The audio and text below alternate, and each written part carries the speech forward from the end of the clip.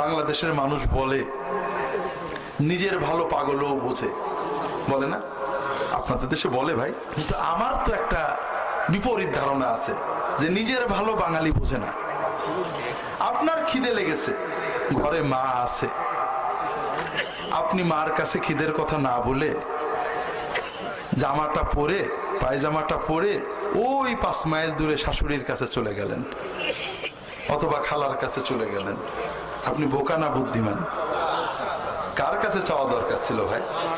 মার সে তো আপন কেউ নেই।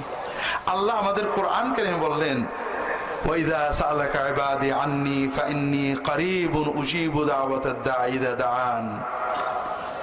যখন আমার বান্দারা আপনার কাছে আমার কথা জিজ্ঞাসা করে, আমি উত্তর দিয়ে দিচ্ছি আমি আমার বান্দার কাছেই আছি। বান্দা যেখানে যখন যেভাবে আমাকে ডাক দেবে আমি সঙ্গে সঙ্গে সাড়া দেব।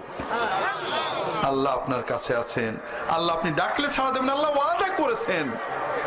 আর আপনি জামাটা পরে পাঞ্জাবি গায়ে দিয়ে 10 কিলো 50 কিলো 100 কিলো দূরে হুজুরের কাছে চলে গেলেন।